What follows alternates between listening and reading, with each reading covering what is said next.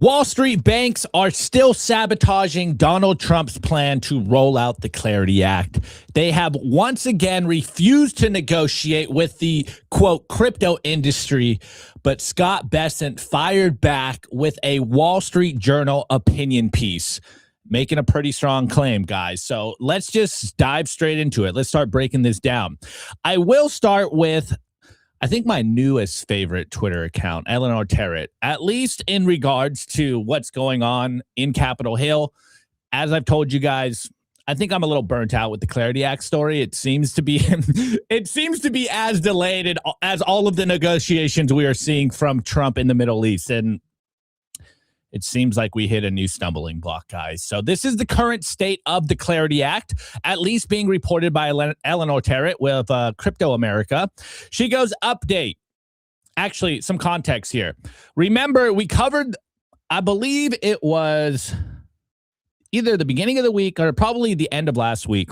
We got a report from the Council of Economic Advisors coming out of the White House. And they basically said that the bank's fears over stablecoin rewards or yields was overstated, that it's really not going to affect the banks at all. And the banking committee, banking GOP, the banking industry, Wall Street banks, however you want to frame them, have finally responded. So this is the current update. And it goes, update, early reactions in banking circles suggest the White House report missed the mark. According to a banking source I spoke with, the infamous anonymous banking sources, so we don't know who that is, but for the context of this, we are going to assume that it is actually someone that is a part of the banking Senate GOP or banking committee, or maybe just banks in general, and this is what the insiders are telling us. So the CEA, or the Council of Economic Advisors of the White House, analysis finds prohibiting stablecoin yield would do little to prevent deposit flight and only marginally increase lending. But bankers say this has never been about simply needing more deposits to lend. Sounds like cap, to be honest. But anyways, it's about outflows, particularly from smaller institutions. The issue is more about how shifts in deposits shape how lending is funded, priced, and how stable it is over time. Community banks rely more heavily on stable retail deposits and have fewer funding alternatives. If funds migrate into stablecoins or larger institutions, they could feel the impact first, even if aggregate lending appears largely unchanged. Additionally, the source noted that deposits don't move one-to-one.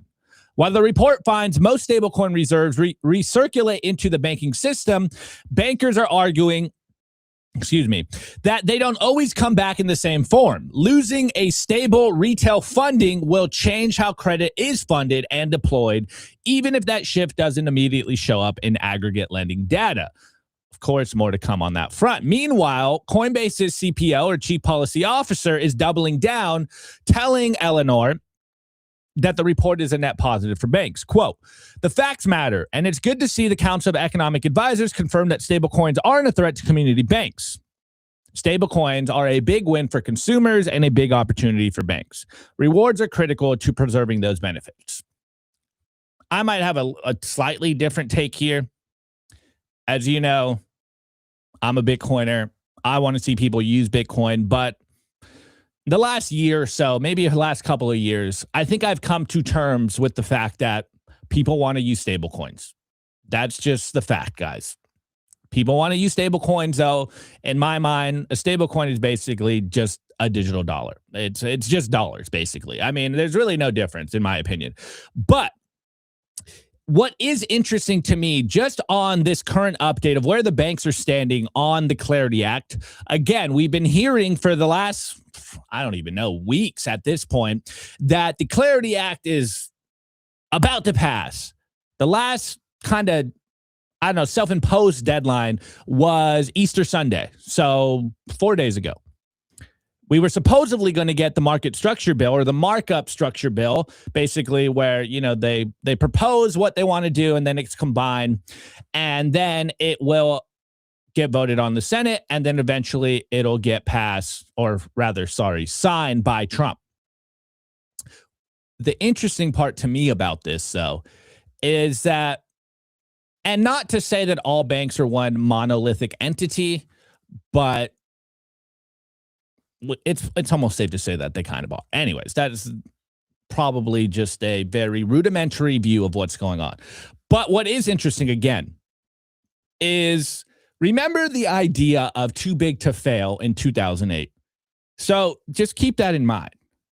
What this feels like to me is the too big to fail banks essentially using the smaller community banks, the smaller retail banks, as the main excuse. It really does sound, at least to me, that this sounds like the big banks that Coinbase, Brian Armstrong has been very vocal against, saying, hey, look, this isn't going to affect us, but this is going to affect the small banks here. And we're here to protect the little man. We're here to protect the consumer. We're here to protect the smaller consumer banks. Yeah, we probably won't have an issue. In fact, probably most of the capital will come to us. But really, we're trying to protect the little guy here. And not just the little guy on Main Street, but the little guy in banking. So, I mean, to me, it's like this. What are we doing here? That's like, what are we doing here? I thought we passed the Genius Act, and that was literally about stablecoins. And now the Clarity Act that's supposed to be for other digital assets, for the whole ecosystem, is now being held up again because of the stablecoin issue. It's like, I thought we got past this, guys. And remember, when this news, basically when the whole conversation about banks stalling the Clarity Act came out, the main kind of talking points that we were hearing was like JP Morgan's going to lose trillions of dollars because too much capital is going to flow into stablecoins. It might be, hundreds of billions, and now we're seeing the narrative shift a little bit. We're here to protect the smaller banks. It's not about the big banks. It's about the smaller banks. We got to make sure the little guy can still survive. So, I mean, personally, this feels like a whole lot of BS from my opinion. Okay. That's kind of just my very knee-jerk reaction to this, is just like, okay, so we're starting to see the narrative shift. Now, the part from the Coinbase CPO, again, I might have a different opinion. I'm not that bullish on the idea that stablecoins are a big win for consumers. Yes, I understand they want to use them, and they are using them, but is it really a big win? I don't know. I'm sure you guys in the chat are going to agree with me. I really don't think it's the biggest win that they're trying to make this out to be. Okay. So that's just my take on what the current stall of the Clarity Act is and the reasons for it. Again, the banks are seemingly sabotaging the Clarity Act. So the deadline for the supposed timeline of the Clarity Act passing is the last 2 weeks of April. So a lot can change. I mean, being tentatively optimistic, a lot can change from here, another 10 days, 12 days, something of that sort. Will it change? I don't really think so. I mean, look, we are getting close to the buzzer beater. We have seen the Clarity Act deadline, more self-imposed deadline, continue to shift, continue to get pushed back. And that might be the signal in and of itself. Again, we don't like to think of the powers that be as monolithic entities. We've been shown time and time again that there is no monolithic entity here. Yes, I agree. I think that, politics is a uniparty, but that's a totally other conversation. But what we do know is that essentially, and right now it's coming from the banks, but essentially the Democrats are pushing back a lot on the Clarity Act passing. They don't want this to pass. For most intents and purposes, they probably want this to fail so that a CBDC backdoor comes in. But I mean, we're kind of muddying up the waters here, if you know what I mean. So we are seeing this stall. Now, if it doesn't pass, or at the very least, if we don't get the markup structure bill delivered within the next 10 days or something, I am like wholly convinced the Clarity Act is not even going to pass. And that's not even talking about what my actual feelings are about what the Clarity Act is. you know me, I'm not the biggest Coinbase fan, and it does hurt me a little bit to say that I agree with Brian Armstrong. But the quote he said, I think, is probably the best heuristic we have currently at the moment with all of the compromises that we're hearing, is that probably no bill is better than a bad bill.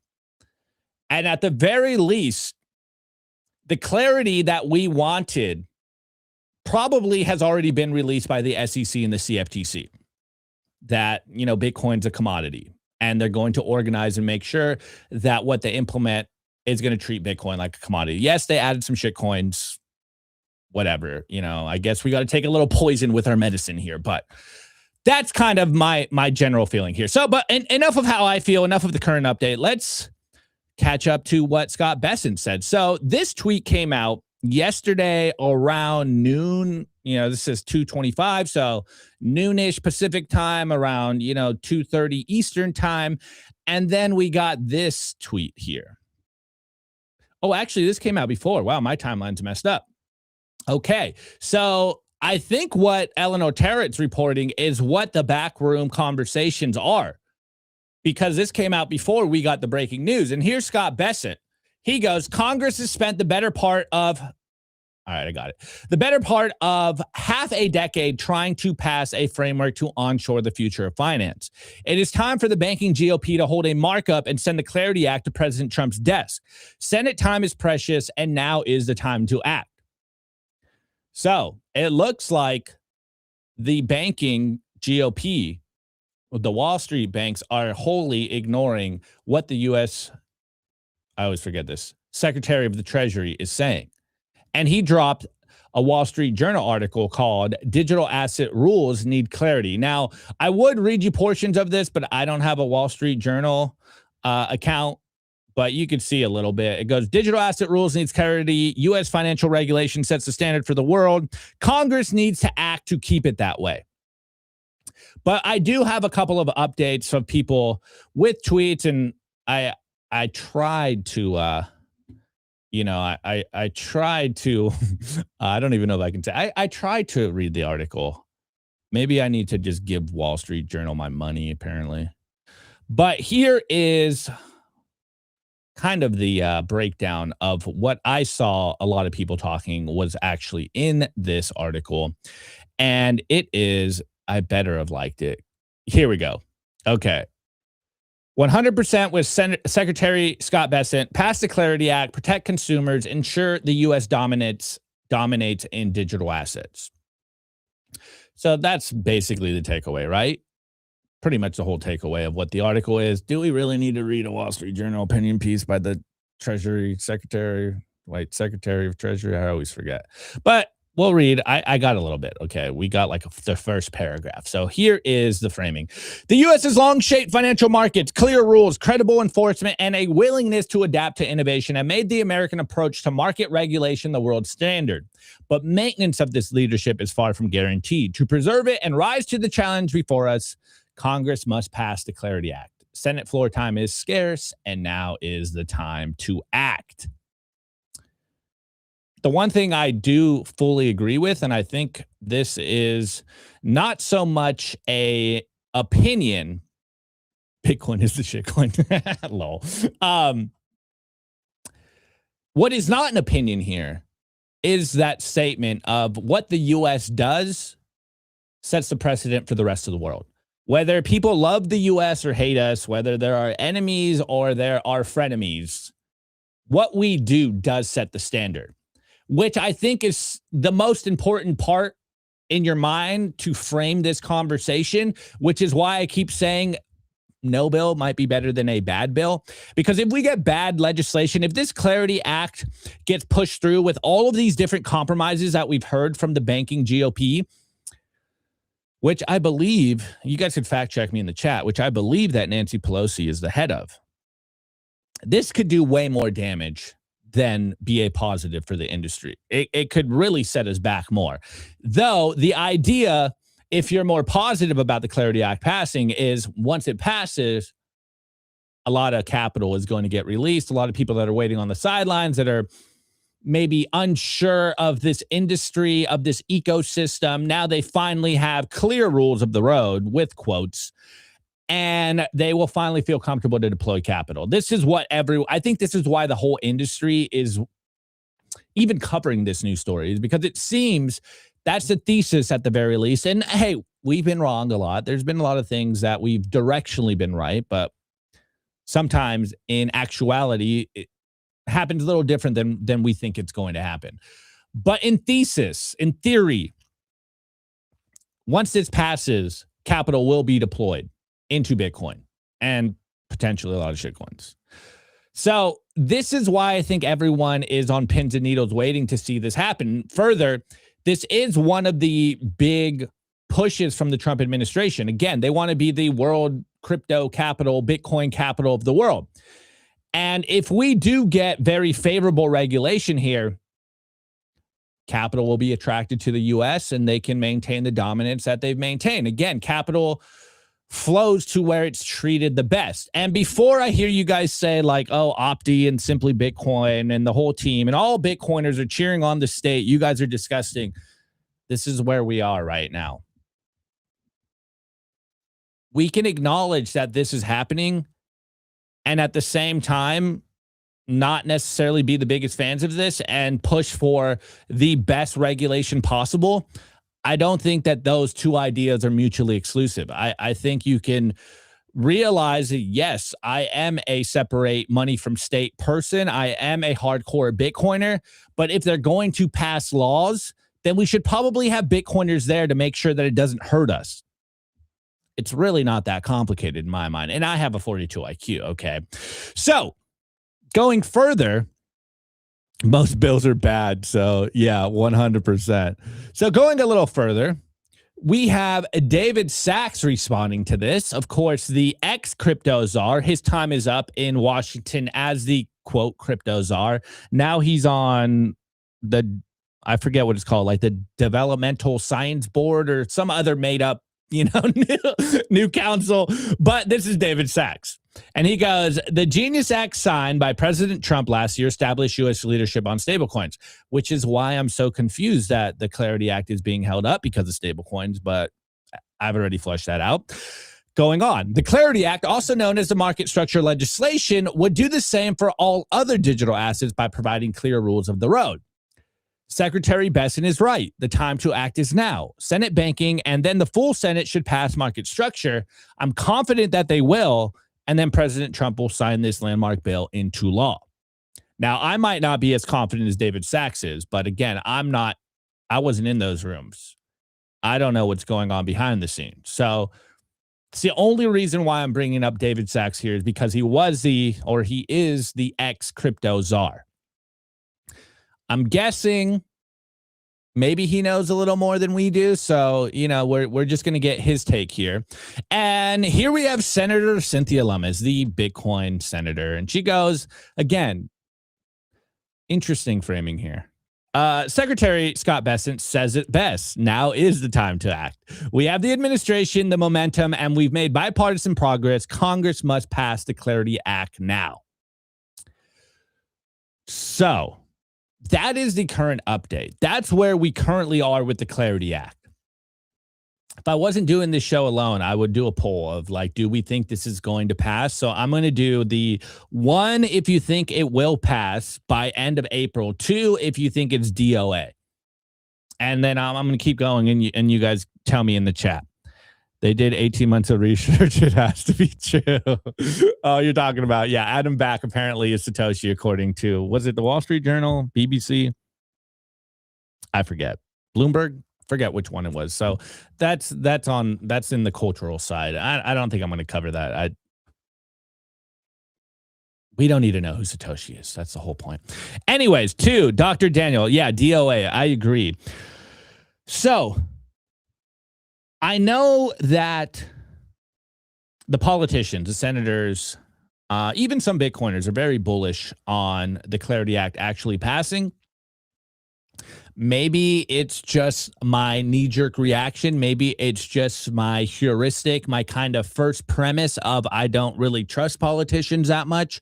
I don't really trust Wall Street that much. You know, I trust them as far as I can throw them type mentality, if that's the expression. So I'm not as bullish that this is going to pass. Again, I'm not the biggest politics guy. I'm just now trying to really sharpen my teeth on how politics works. Again, I came into Bitcoin apolitical. That's what I loved about Bitcoin the most, is that I didn't have to care about politics. But now politics is on our doorstep. And therefore, I think it's my duty to try to understand not only how the political machine works, but what the political machine thinks about Bitcoin, because I want Bitcoiners in control. I want Bitcoiners to have the power. Maybe that's an extremist position amongst the cypherpunk libertarians, but I don't think the nation state's going away anytime soon, guys. I would much rather have our people in those positions. Maybe not outwardly necessarily vocal about them being Bitcoiners, but privately being Bitcoiners, shaping the law, shaping the rules that we all have to deal with. How is that not a win, guys? Like, that is a huge win here. I believe Bitcoiners are going to take power. I believe Bitcoiners are going to be in control. I believe everyone that wants to be in control will have to, at the very least, appease Bitcoiners. Now, we did move that Overton window when Trump was elected, but I also, at the same time, have the feeling that that might have just been a rug pull in and of itself. But the precedent, the Overton window has shifted where you can't ignore us anymore. And I think that's probably one of the biggest signals of all of this stuff. As we've said before, we are in the room now. Well, some of us, and not necessarily the hardcore Bitcoiners, but they are trying to get our favor here. And I think if what we see coming up in the midterms is anywhere close to being the true state of events, I think the Republicans are going to need, and I emphasize need, to go out there and do stuff for the Bitcoin voting cohort. A lot of us Bitcoiners aren't that happy with what's going on with the Trump administration. Yes, Ross Ulbricht was freed. Yes, we've got some, I guess, rhetorical executive orders, just to put it nicely. But we haven't really seen that much. If anything, it's a little too little, too late almost. It's been a year and a half, and what have we seen? I don't know, Bitcoin dumped 50%. I thought a Bitcoin, quote, Bitcoin president would pump our bag. That's the only reason. Look, if Bitcoiners are being honest with themselves and with you, the only reason we elected, quote, a Bitcoin president, this was for him to pump our bags. And if our bags aren't being pumped and we're not seeing favorable laws, like, what are we doing here? So I don't think the Clarity Act is, look, I'm being cynical. Maybe I'm black-pilled on the Clarity Act. I don't think it's going to happen. Again, if this doesn't get pushed through by the end of April, like the real deadline is somewhere in June, because that's when, all the senators in Congress take their vacation for a couple of months. And then by the time they come back, the midterms are in full force. And they're not going to be doing anything that's going to ostracize voters. So the time, like the clock is ticking here. They keep saying, at first it was like end of March. Actually, at first it was like, this is going to happen January of 2026. And then it's like February, then it's March. And now we're waiting and they're saying April, end of April. And now we have even more obstacles and stumbling blocks, and the lobbying groups, the big banks, they're holding this whole thing up. Even though I thought this was resolved with the Stablecoin Genius Act. So they're saying 2 weeks, guys. Well, yeah, we'll say 2 weeks.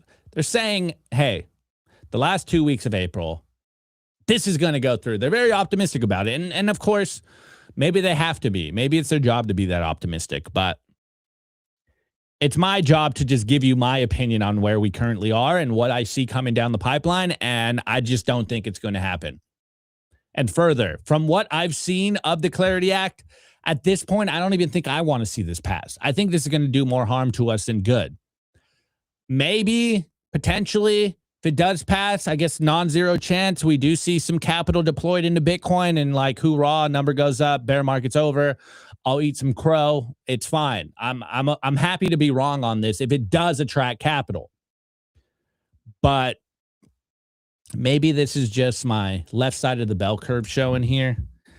You know, my gut's telling me this is probably going to be a heaping pile of BS because of all the compromises that have been given to the banks, because we have to persuade the banks to make this happen. And what do the banks want to do? They want to protect their moat.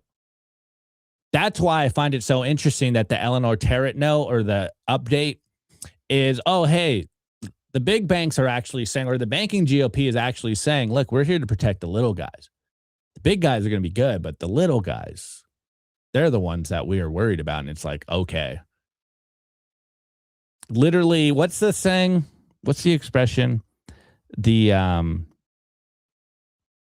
scariest statement you can ever hear is, I'm from the government and I'm here to help you.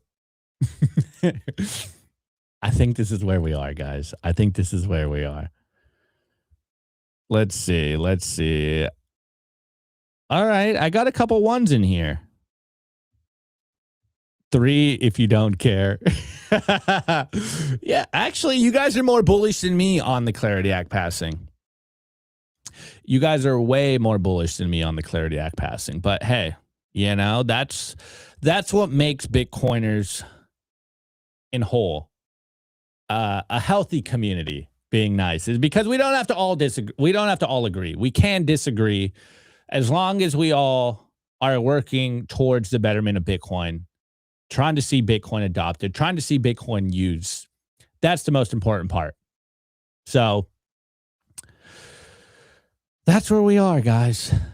It looks like the Wall Street banks are fighting the Trump administration. And actually, you know, shouts out the Down Under Blues. He's been in the chat for weeks now saying that, hey, what Trump wants to do good, but he's getting a lot of pushback. And look, this story, this example was literally that. Now, obviously, I think incentives guide everything. Incentives will override maybe political opinions. But where we currently are, I think the banks are more incentivized to kind of fight innovation and fight the new technology because their business models are built on the old stuff. And it's hard to teach old dogs, new tricks. They don't want to update their business. They don't want to lose their, competitive advantage. They just want to keep doing what they want to do. Keep doing the same thing that they've always been doing. And now they are being forced to face the reality. Now, the real question is, will they win? Will they override the, quote, crypto community or crypto industry? Will our industry get dwarfed by the money, the lobbying, the power of the banking industry, the corporations, behind Wall Street that really don't want to change things? Though we have heard from, the SEC chair, Larry Fink, this whole idea of tokenize all the things and, blockchains, everything's going to be on the blockchain. And it's like, oh my goodness. What year are we in? Are we back in 2017, guys? Has it literally been a decade and Wall Street hasn't learned a thing? Scott Bessent does, in fact, own a lot of Bitcoin. Yeah, Ultra Drip, your wallet. Pass with no compromises. I mean, dude, in a perfect world, that's what would happen. That's not where we are. It has been compromised. There has been lots of compromises, and it might be more compromised from our end. So look, if you're waiting on the sideline to deploy your capital because you're waiting for the Clarity Act to, buy into Bitcoin, that might be a bad move. I'm willing to be wrong. If we get an update here next week, we'll probably get one at some point next week, and it is favorable. But again, why is the Clarity Act, which is supposedly going to be good for Bitcoin and the whole, quote, digital asset space, being held up on stablecoins when the Genius Act already went through? Like, what are we doing here? At this point, the stablecoin rewards probably don't even beat inflation. It's like, what are we talking about here, guys? I don't know. I'm kind of black pilled on Bitcoin and politicians and Bitcoin and Wall Street. I just want to see the capital flow in. I just want to see number go up. But hey, you can't. What's the Rolling Stones song? Can't always get what you want, but you get what you need. I don't even think we're going to get what we need here. But anyways, I digress. Anyways, Opti. Dude, guys, I'm trying. I'm doing my best. I am trying to stay optimistic and hopeful about where we're going. I'm still optimistic. It's a way of life. That's how I'm wired. But man, I don't know, guys. I don't know. Anyways, I'm digressing. I'm crashing out live on the show. In the news, we do have an update on the Tornado Cash Roman Storm case. Hopefully we can get a live update by the time we get to the news. We got some tentatively hopeful news coming today. We got a big fight up ahead, and it's happening as we speak. And then, guys, I don't know if you guys saw, but there's this clip of I forget the guy's name, but the Diary of the CEO guy. He had some, quote, economist on, and guess what he's saying, guys?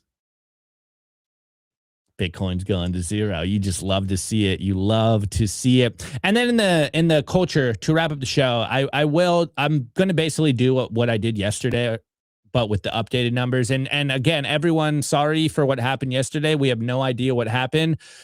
Our show just got flipped to private. Literally mid-show, you guys all got kicked off. It came back public later. No problems. But we literally don't know what happened. We have some weird glitch that we're trying to figure out what the source of the issue is. Hopefully that doesn't happen today. Anyways, on that note, first commercial break. I'll be right back. Today's episode is brought to you by Bitcoin Well Infinite. If you're a serious Bitcoin buyer, you've probably hit the same wall. Most platforms make you give up custody just to play by the rules. Bitcoin Well Infinite fixes that. They're North America's only publicly traded, non-custodial OTC desk listed on the TSX Venture Exchange, which means transparent operations and zero counterparty risk. You buy Bitcoin, you take immediate control, period. For trades over $50,000, you get a dedicated executive Bitcoin advisor, competitive spread starting at 1%, and immediate delivery straight to your own wallet. No custody risk, no withdrawal fees, just institutional grade execution with full asset control. If you want to buy Bitcoin the right way, book a free consultation at bitcoinwell.com/OTC or email infinite@bitcoinwell.com.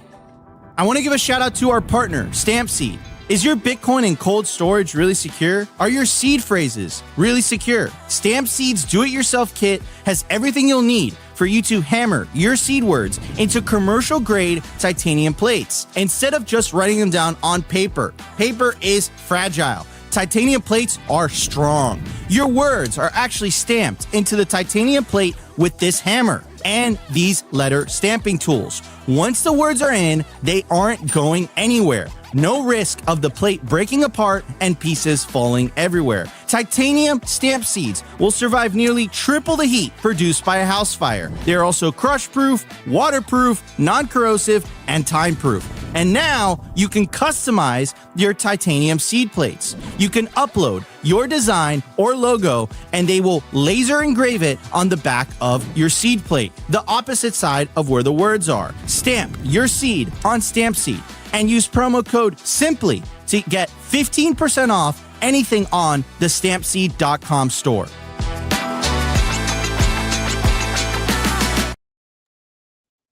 We're back. Wait, hold on. Am I glitching or are you trolling me? Mind of Elijah on Rumble. Opti goes an entire show glitching out. Nico hits the wrong button, calls it a day. Am I glitching today? Or are you talking about yesterday? Anyways. I think I'm coming in. I think I'm coming in good today. All right. Current Bitcoin price. Oh, dude. All right, whatever. The current Bitcoin price is $72,360 per Bitcoin. Hey, guys, I'm not going to chart boy on you guys because you guys troll me about chart boying. But remember that trend line I've been talking about, and it got destroyed last week, couple days ago. Dude, I was too lazy to change it. My trend line's holding up perfectly right now, boys and girls. Trend line reclaimed, intact. I don't know what's going on, guys. I don't know what's going on. But the current discount from all-time high is 42.7%. The market cap, we have reclaimed $1.45 trillion market cap. The current block height is 944,366. Now, you know me, I usually like to upload these videos, but for some reason, this isn't working on me. So I'm going to have to screen share it. Make sure I'm going to watch. Tell me if it plays, if the audio plays. It should play. But we have, I guess, Steve Keen. I don't know who he is, but he was on the Diary of a CEO, which, if you don't know, is one of the biggest podcasts. I think it's the fastest growing podcast of 2025. I forget the guy's name, but the host, absolute animal, killing it. One of the biggest podcasts ever. Well, I wouldn't say ever, of last year. It's one of the biggest podcasts currently. And he goes on, Bitcoin's going to zero. But guess what his reasoning is? It uses too much energy. Guys, what year are we in, bro? What absolute year are we in? Are we in 2026? Or are we a decade back? Or is just everyone's understanding of Bitcoin literally a decade old? Like, what, dude, Eternal September is going to be the death of me. We're going to have to literally rehash all of the Bitcoin FUD. And at this point, maybe I'm just an old boomer now. I'm old and crusty. I'm just like, dude, I don't have, I'm going to leave that to the youngins, the Zoomers out there to be in the trenches and battle all of this stupid FUD. It's like, I'm too old for this. Maybe it's because my job, social media now. I'm like, I ain't got the bandwidth to argue with people on Twitter. Kudos to anyone that can still argue with people on Twitter, because I can't do it. But anyways, let's watch this clip. Let me know if you hear it, because for some reason I'm having issues over here. So you should be able to hear it. Let's watch it. I wanted to come back to something you actually said earlier. You talked about Bitcoin briefly. Yeah. I've heard you say that you think Bitcoin's going to zero. Yeah. Okay, this is worrying. I think I have some Bitcoin. You're an economist. Yeah. You're saying that Bitcoin is going to zero. Why? Ultimately, because of its reliance upon energy. I mean, you know Max Kaiser and Stacey Herbert. Have you met them at all? No. They were sort of the original proselytizers for Bitcoin, and they're now living in, I think, El Salvador, which has adopted Bitcoin as a form of currency. When they told me about Bitcoin, I could have bought it for £1 of Bitcoin, which I would have been maybe wealthier than you if I'd done that. The reason I didn't is they explained that the way that the public ledger is kept safe is that it takes too much energy to break it. So each transaction requires 10 minutes of computer processing time globally, by the looks of it, to actually create an extra Bitcoin. And that means it's too expensive for somebody to try to break the ledger. That means it's got a huge requirement for energy use. And I believe, knowing what I know from climate scientists, that at some point we're going to realize we're using far too much energy on the planet. We've got to cut the energy consumption. And the two easiest things to cut out to reduce energy consumption are cryptocurrencies and international travel. Yo. Hey, let's trust the climate scientists, bro. I thought ESG was dead. Hold on. I want to find that chart where there is, I'm searching on Twitter, there is no rich nation that uses less energy. You guys know the chart I'm talking about. Let me see how good this Twitter search is. Oh, I forget what it's called. Damn, it's not working. Twitter search is not working. You're gonna have to take my word for this. There's this chart, and it shows that the more energy that is used, the richer the nation, the richer your country. There is no prosperous country in the world that doesn't use a lot of energy. I am like almost astonished that we now are at the point where people are taken seriously that come out here and literally seriously, without a smile and a smirk on their face, claim that like trust the climate scientists, experts. And they tell me Bitcoin uses too much energy. And guess what we have to do in the future? We have to use less energy. I thought that whole ESG narrative was cooked. Remember a year or two ago, it was like, guys, we are on the path of using way too much energy. And then AI bubble or hype cycle, or maybe the realization that AI is going to fundamentally change the world. It was like, wait, hold on. We never said that we need to use less energy. We said we need to use more energy because AI data centers need more energy. So now the ESG narrative is out the window and we could use as much energy as possible. Further, the big boss, Larry Fink, said ESG is dead. I don't think he got the message. I don't think he got the memo. It's okay for us to use energy.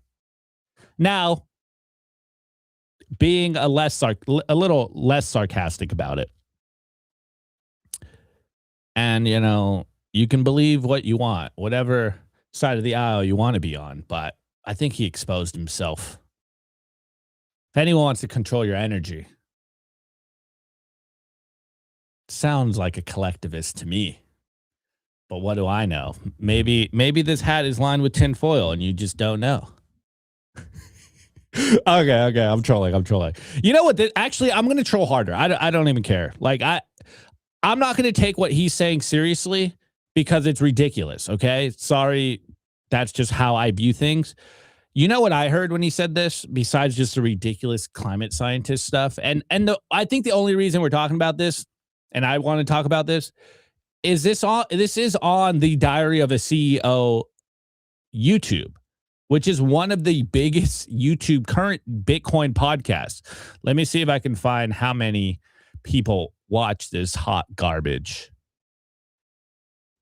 3.3 million people. Yo, 3.3 million people saw this. In 3 months, we'll enter. Dude, see, being a doomer apparently pays. 3.3. Oh, I didn't show you. Verified. 3.3 million views, guys.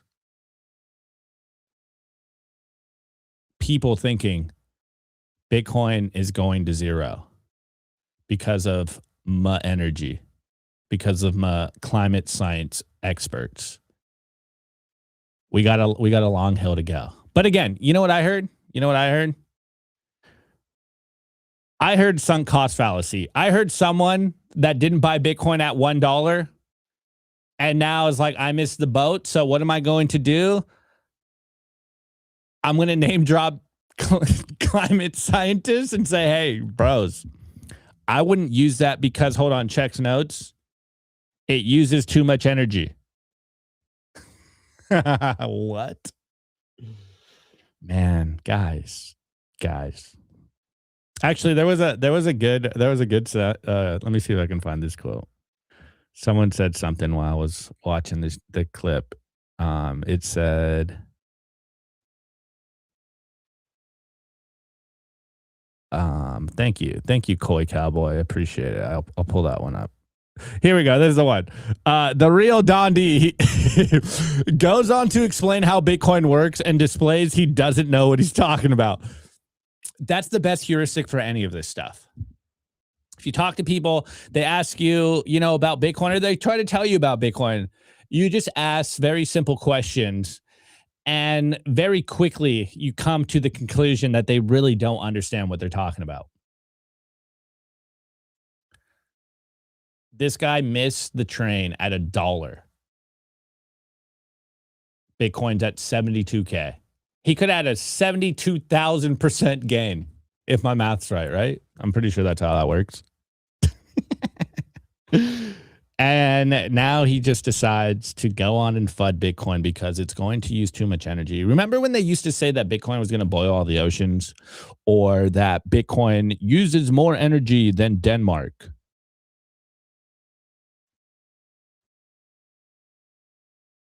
Now we've gotten to the point where, hey, look, you know why it's going to zero?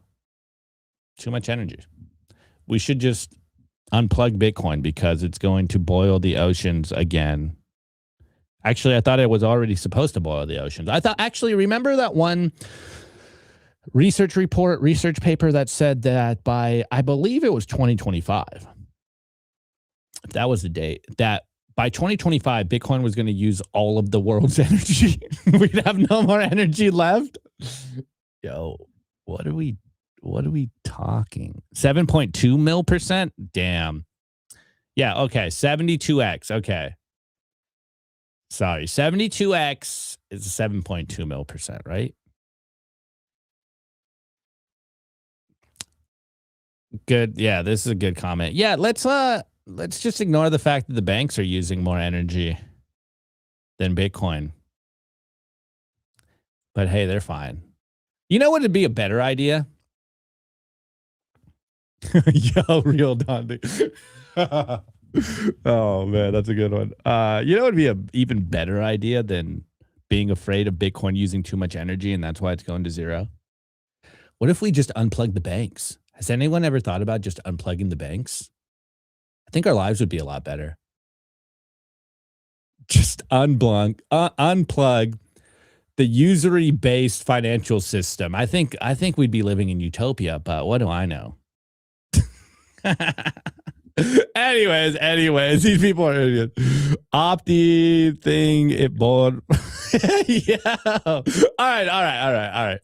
Let's I'm gonna hit a transition. We're gonna talk about the Roman Storm tornado cash case. So we do have a recent update, and I'm going to check right now during the ad break and see if I can get a breaking update for you guys. So that's where we're going. I want to give a shout out to our partner, Ledin. Here's something most Bitcoin holders never figure out until it's too late. You're sitting on wealth you can't touch without selling. Ledin fixes that. Bitcoin-backed loans. You keep your stack, you get cash. And they just introduced their lowest rates ever. No complexity, no fine print. The larger the loan, the lower the rate. These new rates apply to all new loans, refinances, and renewals. You'll see all the rates up front before you apply. The new, lower rates come with Ledin's gold standard protection. Your Bitcoin remains custodied and is never lent out for interest. Perfect 8-year track record of keeping clients' assets safe. Auto top-ups, LTV alerts, and partial repayments to keep you in control. Repay whenever you want with zero penalties or monthly payments. Ledin's perfect $10 billion track record through every market cycle in the last 8 years speaks for itself. Don't choose between a great rate and the safety of your Bitcoin. Get both at Ledin. I want to give a shout out to our partner, BitKey. If you already self-custody your Bitcoin, you already know the deal with hardware wallets by now. Complex setups, clumsy interfaces, and a seed phrase that can be lost, stolen, or forgotten. BitKey fixes that. BitKey is a multi-sig hardware wallet built by the team behind Square and Cash App. It packs a cryptographic recovery system and built-in inheritance feature into an intuitive, easy-to-use wallet with no seed phrase to sweat over. It's simple, secure, self-custody without the stress. Time named BitKey one of the best inventions of 2024. Get 20% off at bitkey.world. That's BITKEY.world with the code SIMPLY.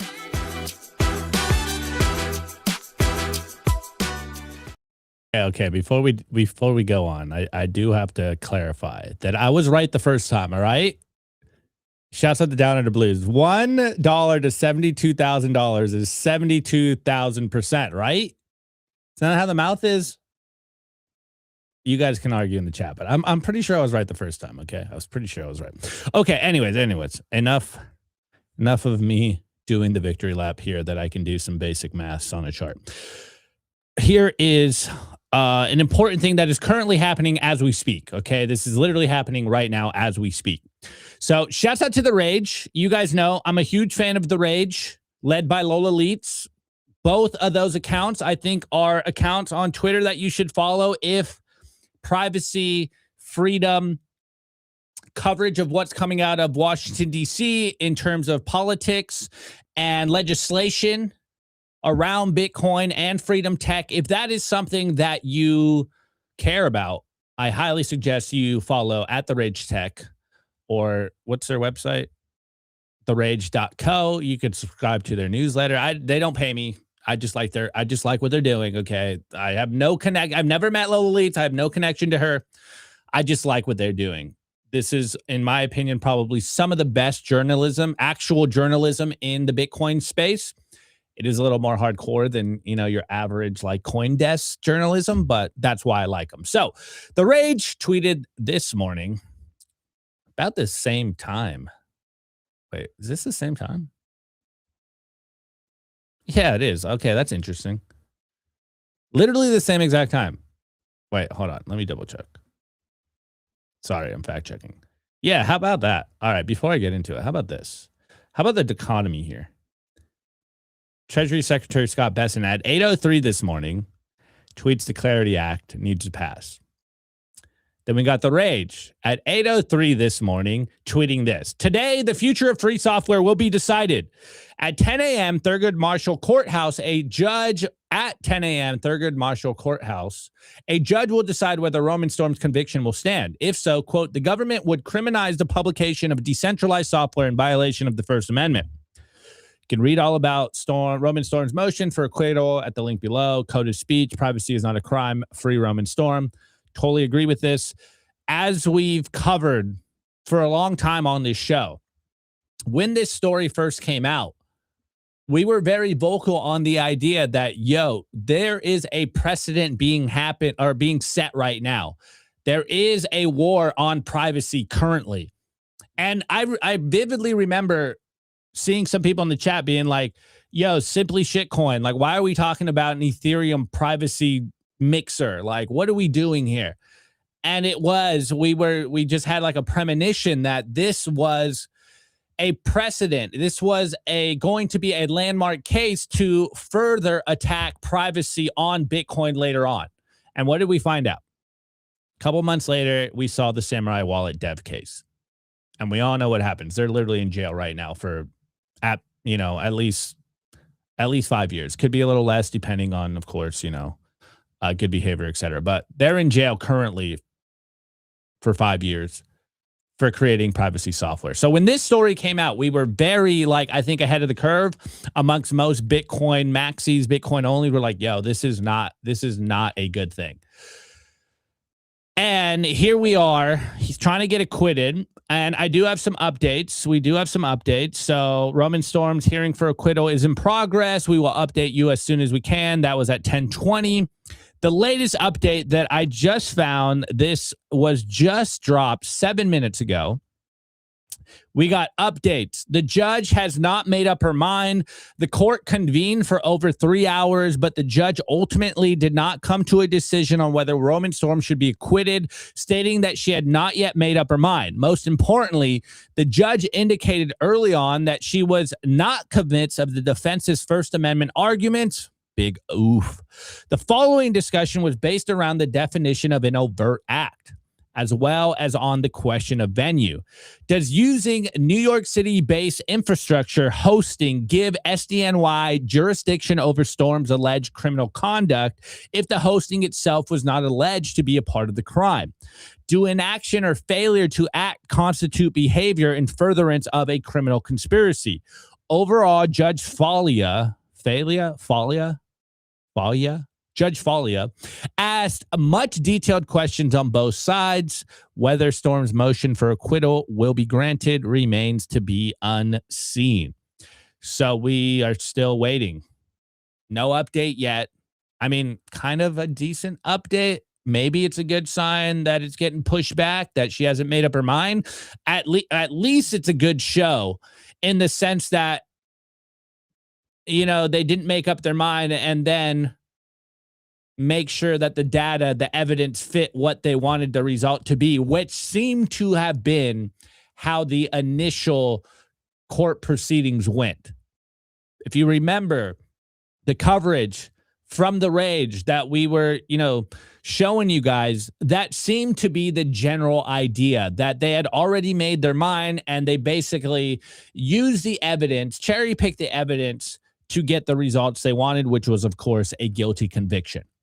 So maybe after all of this time, after all of the defense work for Roman Storm is showing that, look, they basically just made the evidence fit to get the conclusion they wanted. So maybe this delay is a good thing. Hopefully, if Roman Storm does get acquitted, that would be a very good precedent, of course, again, for the Samurai Wallet dev. Not to say that necessarily because if Roman Storm gets acquitted, that we are going to see the Samurai Wallet guys get acquitted, or, pardon or what have you. But we are starting to see that we are in the midst of the privacy wars. The reason I brought up the idea of literally at the exact same time, Scott Bessent tweeted, the Rage tweeted about this, which is probably just a little wink from the Matrix, maybe. But you're starting to see something that we have been pretty vocal about. And it's this idea that from the federal level, from the Trump administration, they do keep saying, hey, we want to be the Bitcoin capital of the world. And yet at the same time, what are we seeing the DOJ and, the Southern District of New York courts do? They're seemingly attacking privacy. We've seen a lot of concerning verbiage and even results, decisions basically attacking privacy, which brings up a lot of the very real concerns of Bitcoiners that the powers that be, Wall Street, the White House, politicians, it does seem, just based on some of these actions, that they're trying to neuter Bitcoin, that they don't want the more radical element of privacy, of freedom, of, anti-surveillance tech, which is one of the big concerns here. And we've been talking about this. I think if you've been in Bitcoin for a long time, you understand that Bitcoin can be a tool for freedom. But if we're not careful, and not only not careful, but if we comply a little too hard, it could be a, gilded cage. It could be golden handcuffs. And that war is happening right now as we speak. So I am very, very hopeful that Roman Storm does get acquitted. Now, I do have one more tweet here from Lola Leets, which...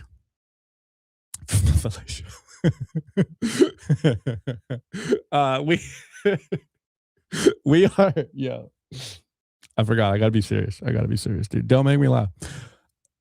We have already seen crypto wars happen. We are in the crypto wars. At first it was over encryption. Now it's crypto wars over privacy, which is really just the long tail of the same fight. So hopefully we do get a positive result out of this. But check out this last Lola Leeds tweet. This one, it's almost, you can almost say it's a meme. Lola goes, the Southern District of New York said yesterday it wants to continue prosecuting Roman Storm because it could prove that he built Tornado Cash for money laundering. Does anyone remember how proving that went last time for the government? I'll tell you how proving that went last time for the government. The Southern District of New York goes, the defendant had specific intent to launder criminal proceeds. The court, okay, show us the evidence. There was no evidence. Or rather, sorry, the evidence. Do you want to know how to stay anonymous on Ethereum? And the jury is the girl. Like, wait, what are we talking about? Like, what is this? And going a little further, giving you a little more context, we also saw this from Lola Leets. Is it this? Oh, here we go. This is the one. This is the one. Let me backtrack a little bit. So the Southern District of New York says Roman Storm had specific intent to launder money, that the measures he implemented to stop criminal use, aka the chain analysis oracle, were, quote, window dressing, and then alleges that he lied by telling users that the protocol was immutable because Roman Semenov wrote that, quote, it is possible to stop it as long as the governance makes the right decision.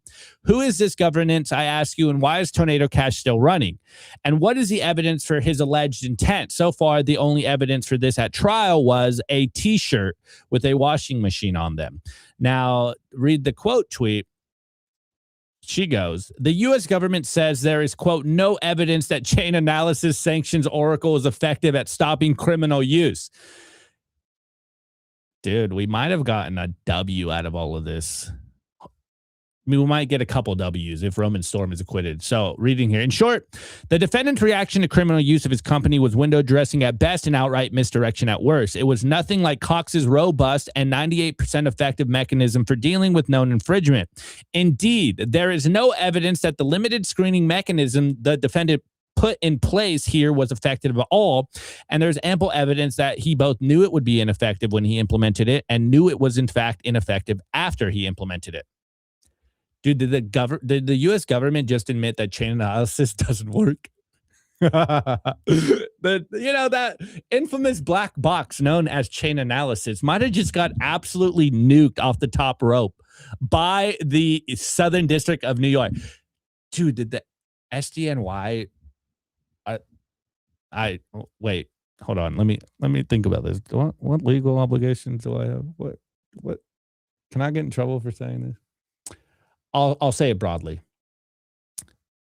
Did we just get one of the more funniest admittance from one of the more funny sources saying that chain analysis doesn't actually work?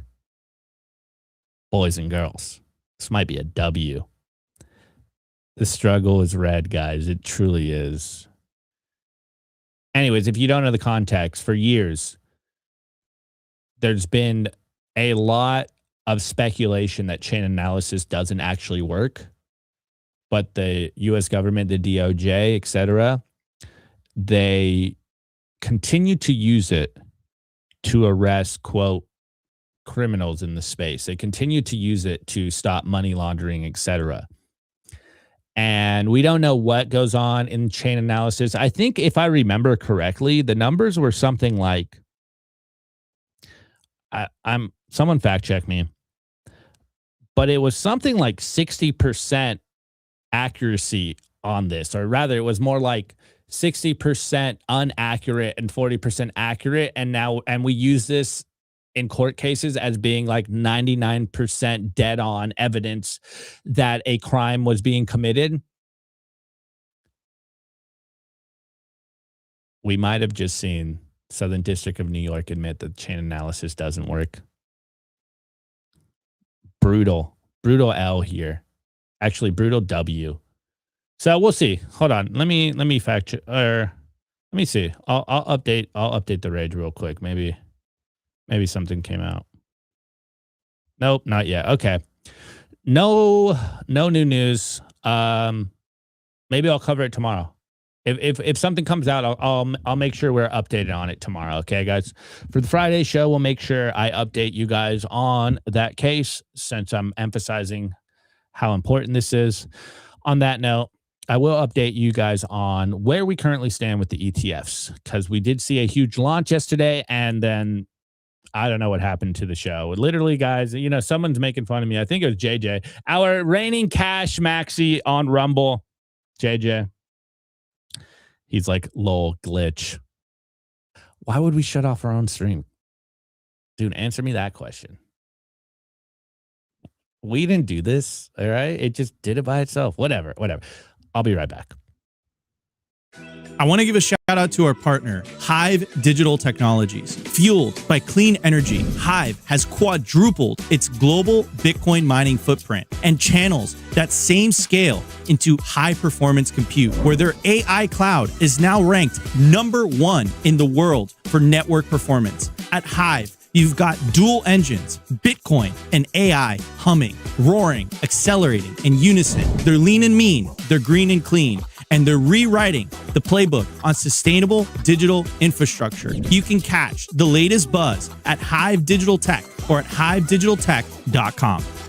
I want to give a shout out to our partner, SAT123.com. Sovereignty isn't just about your money, it's about your communications too. When the grid goes down, most people go dark. Cell towers fail, and hurricanes, cyber attacks, and blackouts. But satellite phones, they don't rely on local infrastructure. Iridium has 77 satellites in orbit, giving you a direct line anywhere in the US, even offshore. If you hold your own Bitcoin keys, you should hold your own comms too. Sat123.com also has everything you need to start building your Bitcoin citadel. Starlink, battery backups, Faraday bags to protect your hardware wallets, and much, much more. It's a one-stop shop for anyone serious about resilience and off-grid independence. Stay connected, stay independent, stay sovereign. Go to sat123.com/simply today and use promo code SIMPLY to get 15% off anything on the store.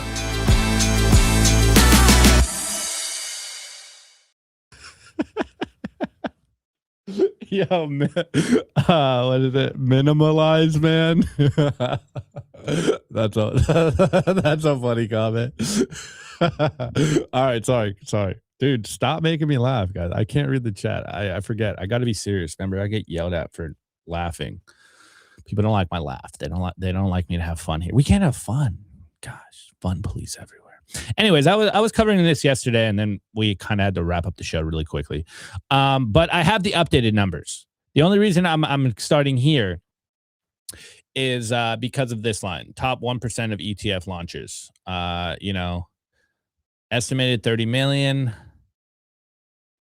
Huge launch. Remember, this is the Morgan Stanley Bitcoin Trust, or Morgan Stanley's ETF, the first U.S. bank to launch an ETF, which just shows that there is institutional client interest into Bitcoin, or put another way, it looks like Wall Street wants to get a little piece of the Bitcoin pie. They wouldn't be launching this Bitcoin ETF at the potential bottom of this bear market if they didn't think that the long-term viability of Bitcoin going up, they can profit off of. Remember, these institutions make money either way, whether Bitcoin is volatile, whether Bitcoin goes down or up. The volatility is where they make their money. They don't care. They rack up the fees anyways. So you could say that maybe that's the only incentive they have for this is like, hey, our clients are so stupid. They want this Bitcoin ETF. We will sell it to them, but we're going to undercut every other ETF and have the lowest fees possible because, hey, we want to make some money, but we want to give our clients a good product. It's going to all be good. Wouldn't buy it, but Wall Street fighting for our money, I guess, it's a good thing. Anyways, here's the official ending day numbers. Morgan Stanley's Bitcoin ETF bought 444 Bitcoin on day one. $30.6 million in inflows on $34 million volume. It's pretty big, guys. That's a pretty significant opening day from the first U.S. bank ETF. So just to put this in context here, I do have updates on all the ETFs because there is some news in regards to what's happening in kind of the general ETF Bitcoin market, which is probably painting the picture of why everyone's wondering how come the price isn't going up. But let's just put that aside for 1 second. We have the new Morgan Stanley Bitcoin ETF launch buying 444 Bitcoin. We have Saylor with Stretch literally buying that much Bitcoin at like market open. Let me see if I can find that tweet. From what I saw yesterday, it looked as if Stretch bought like 3,000 coins Tuesday. And we are seeing the interest for Stretch at market open is just scooping up more Bitcoin than the mined Bitcoin a day. Let me see if I... Damn, dude, I don't like... All right, I need to do a better job of pulling stuff up because sometimes I... Hold on. Wait. Yeah, I can't show you all of my likes, guys. Hold on. Let me bear with me. I want to show you this because it is pretty insane what we're watching with Stretch. It really is mind blowing. And guys, like I'm not gonna dive in on the gossip, but did you guys catch Matt Odell's Nostr post about it? Brutal, bro. Matt Odell chose violence that morning. That was savage. Okay, I guess I didn't like it. Damn. Just trust me. I know look, if I see another one tomorrow or by today to tomorrow, I'll make sure to like it so you guys can just kind of wrap your head like the amount of capital that's going into Stretch, or rather the amount of interest that is happening with Stretch. It's truly mind-blowing. He's buying with just that single product. The Stretch STRC product is buying so much Bitcoin on the daily basis. It's hard for me to see that and not be like, yo, this is different. Like this is fundamentally different. And he also doubled down and say, hey, we're still buying more Bitcoin for the common stock. And of course, Sailor's probably buying personally. It just like I don't think dude.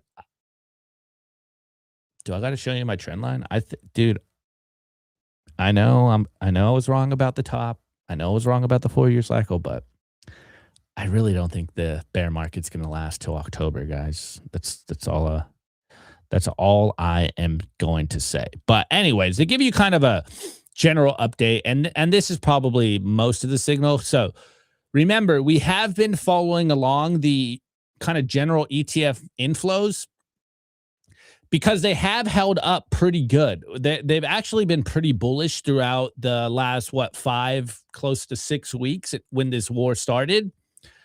It didn't seem like the price drop really scared the institutional ETF investor. It almost seemed like they were buying the dip, which is an interesting dichotomy that we've seen is like retail is completely gone. Retail is nowhere to be found.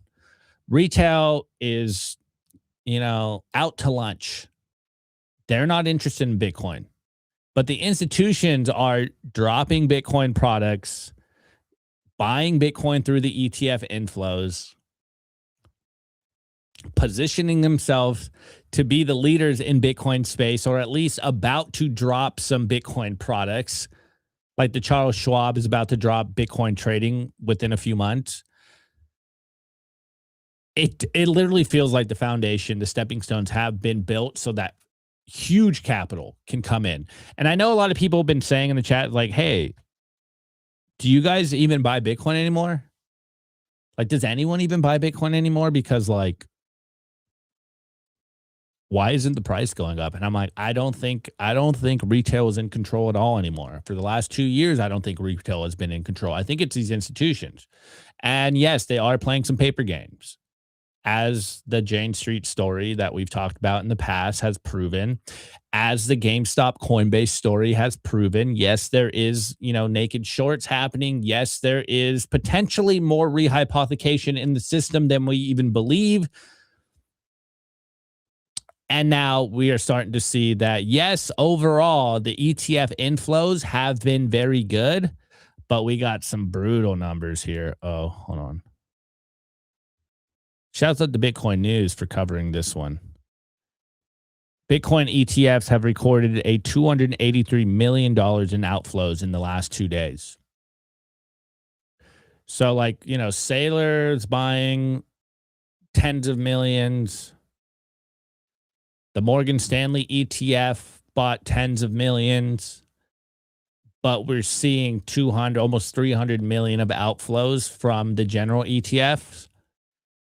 Now, the real question here is some of that capital that we saw outflow in the last 2 days rotating into the Morgan Stanley Bitcoin ETF. So it's not necessarily leaving the ecosystem per se.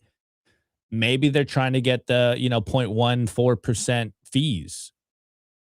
So maybe some of that capital is waiting on the sideline so it can kind of get back in towards the Morgan Stanley ETF. So it's not necessarily saying it's completely gone, but they are sells.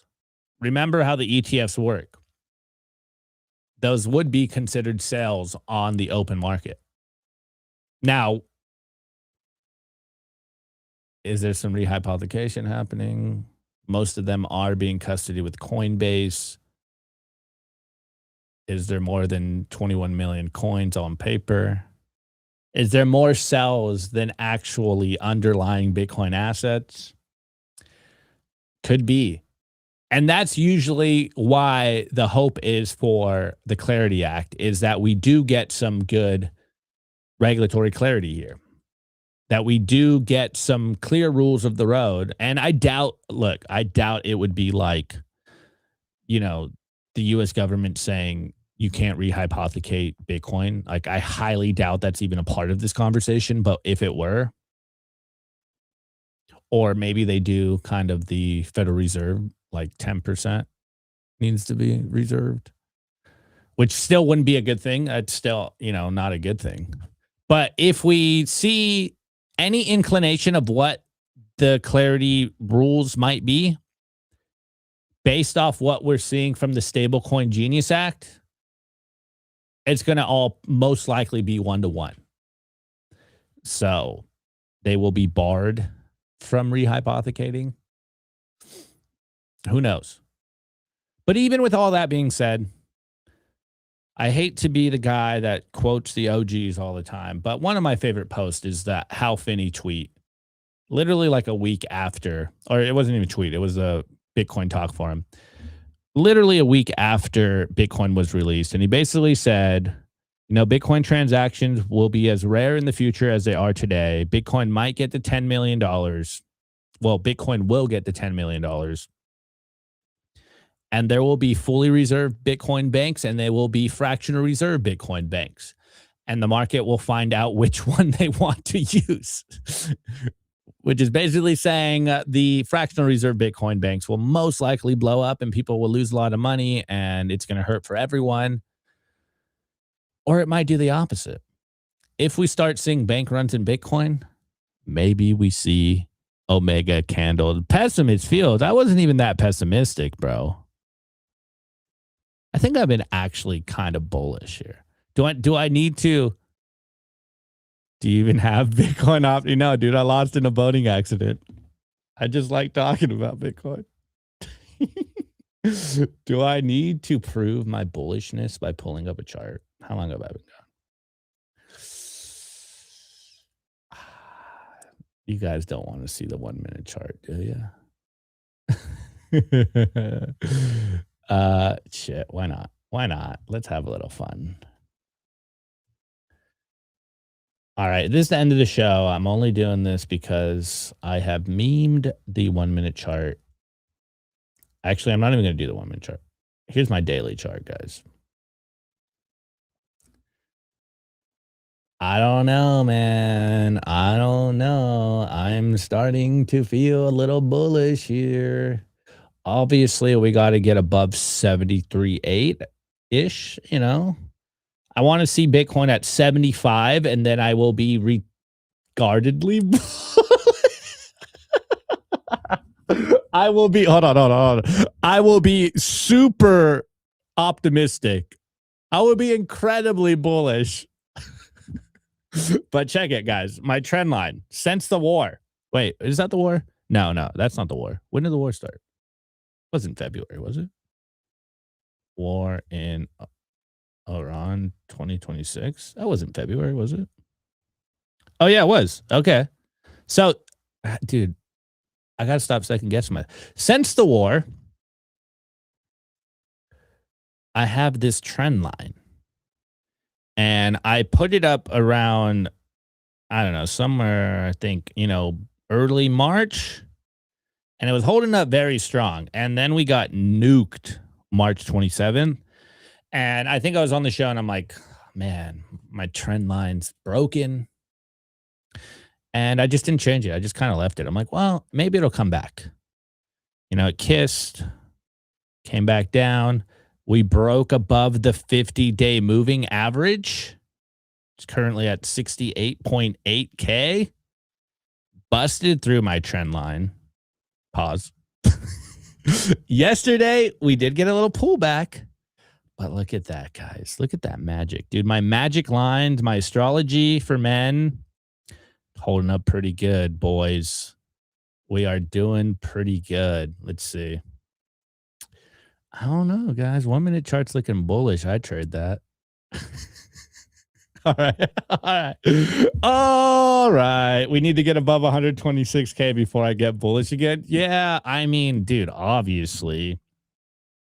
I'm still reeling from 10/10 World Mental Health Day last year. What's that? What's that? Oh, that's actually funny. 10/10 was Mental Health Day, huh? What about that? Yeah, dude, I said pause. I said pause. All right, guys, I said pause. All right, I said pause. Jeez. I said pause. All right. Okay, I'm done. I'm done for today. I'm done for the day. Don't clip me. Don't clip me. All right, guys. As you can tell, I'm alone today. Nico is currently at the airport. He's going to BitBlock Boom. I'm stuck in the dungeon. I'm stuck in the dungeon making content for you guys. I get no breaks, dude. I'm here for you guys. I'll be here tomorrow. It will be just, actually, let me double check. Do I have a guest tomorrow? I hope I don't have a guest tomorrow. I don't know. I'll be here tomorrow. Okay. Same time as always. Appreciate you guys. Last show of the week. I hope you guys have a good rest of your day. Eat some good food. Get a little workout and get your steps in. Get some sun if it's sunny where you are. Call your loved ones, all that good stuff. Buy some Bitcoin. I need to do the British HODL, like the 5-6 rules of Bitcoin. Doesn't sound as good as the 3 rules, but I gotta switch up. Anyways, I love you guys. I appreciate you guys. I hope you enjoyed today's show. I will catch you tomorrow for the last episode of the week. Peace out, guys. Today's episode was brought to you by BitcoinWell.com, a Bitcoin-only platform on a mission to enable financial independence.